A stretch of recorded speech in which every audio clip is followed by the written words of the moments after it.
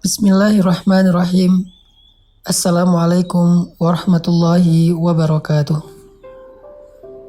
Allah Subhanahu wa taala berfirman di dalam surat Hud ayat ke-6. A'udzu billahi minasyaitonir rajim.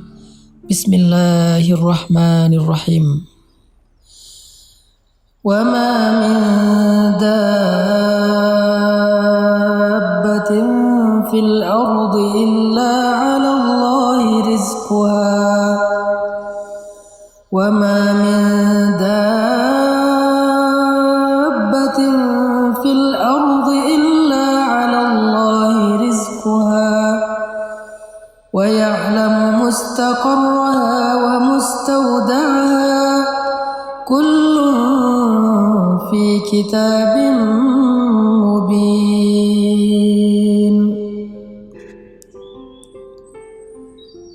Dan tidak ada satupun makhluk yang bernyawa yang hidup di muka bumi kecuali Allah menjamin rezekinya. Dia mengetahui tempat kediamannya dan tempat penyimpanannya. Semua tertulis di dalam kitab yang nyata ataupun Lauhul Mahfuz. Shadaqallahul azim. Ayat ini adalah salah satu di antara ayat yang mengajarkan kita tentang iman terhadap rububiyahnya Allah Subhanahu wa taala. Rububiyah berarti Allah lah yang mengatur segala sesuatu dalam kehidupan di langit dan di bumi, dan Allah sebaik-baik yang mengatur. Rububiyah berarti Allah lah yang berkehendak dan menentukan segala sesuatu dengan kehendaknya. Dan Allah Maha Adil dalam segala ketentuan yang Allah kehendaki.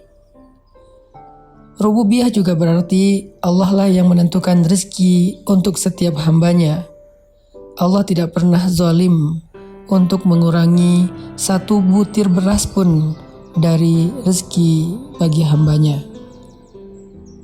Sehingga ketika kita belajar rububiyah Allah di dalam surat Hud ayat ke-6 ini, harusnya kita selalu percaya bahwa rezeki kita tidak akan pernah tertukar dengan orang lain.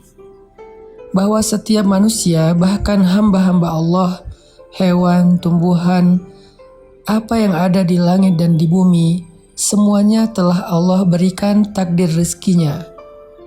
Dan Allah tidak pernah mengurangi hak mereka, apalagi bersikap zalim kepada mereka. Lalu kenapa kita harus bekerja?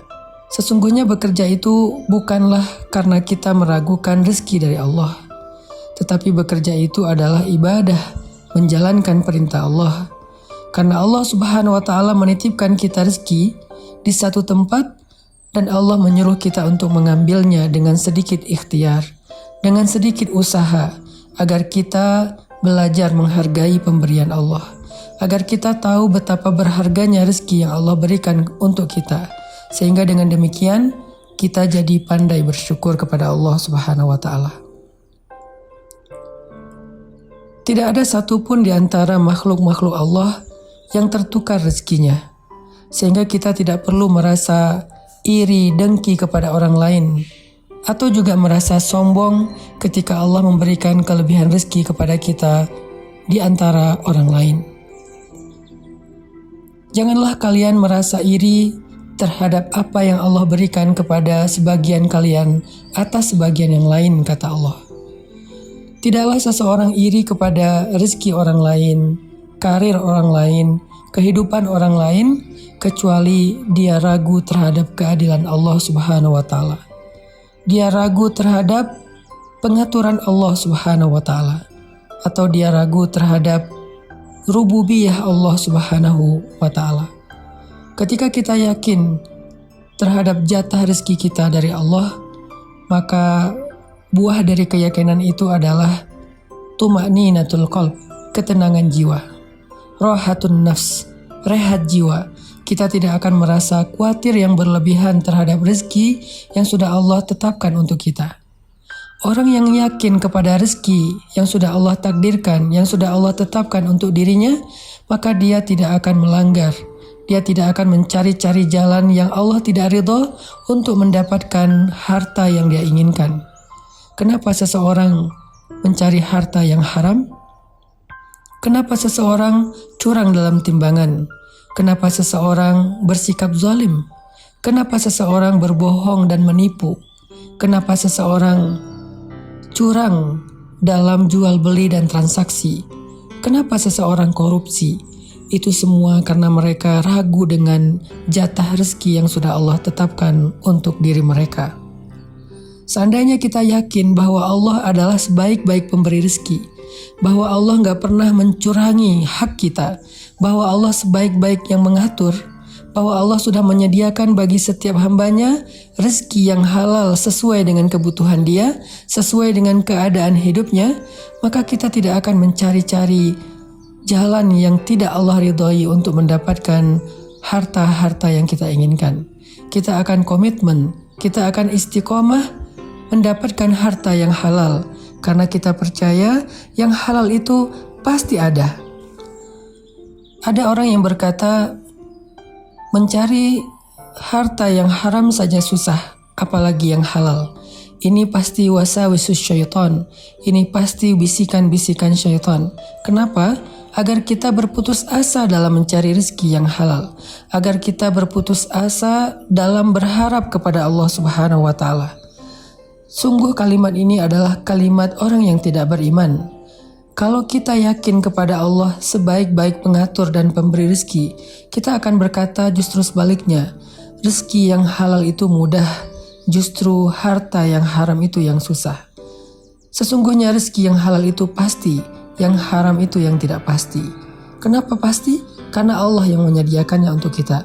Wa ma min dabbatin fil ardi illa 'alallahi rizquha. Allah yang menjamin rezekinya. Falimal ya's. Kalau begitu kenapa kita berputus asa? Kenapa kita mengeluh? Kenapa kita berhenti berikhtiar? Kenapa kita tidak lagi istiqomah? Kenapa kita melenceng dari jalan Allah? Kalau kita yakin bahwa Allah telah menyediakan jaminan rezeki kepada kita semuanya. Orang yang yakin dengan rezeki di sisi Allah juga tidak akan bersikap kikir dalam mengeluarkan hartanya fi sabilillah. Sebagaimana Nabi bersabda, demi Allah tidak akan berkurang harta karena sedekah. Justru sedekah yang dilakukan karena syukur akan menambahkan kebaikan setelahnya. La in syakartum la azidannakum.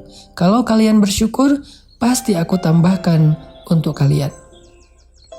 Orang yang menahan hartanya, bersikap kikir sehingga dia tidak mau mengeluarkan hartanya fisabilillah, bahkan harta yang wajib untuk dia keluarkan seperti zakat, itu pasti karena dia takut kekurangan rezeki. Kenapa dia merasa takut kekurangan rezeki? Karena dia tidak yakin dengan jaminan rezeki dari Allah Subhanahu wa Ta'ala. Maka dalam ayat ini kita belajar bahwa sesungguhnya Allah Subhanahu wa Ta'ala telah menjaminkan untuk kita rezeki yang halal, maka jangan pernah mencari-cari cara yang haram untuk kehidupan kita. Di dalam ayat ini juga kita belajar bahwa sesungguhnya Allah menjamin dan mengatur kehidupan kita, sehingga jangan sampai kita berputus asa untuk berharap kepada Allah dan berputus asa untuk berikhtiar, bekerja dengan pekerjaan yang baik, mencari rezeki yang sudah Allah tentukan untuk kita. Mari kita belajar dari ayat ini agar kita lebih istiqomah, agar kita lebih tumakninah, dan agar kita semakin kuat bertawakal kepada Allah Subhanahu wa Ta'ala. Barakallahu fikum.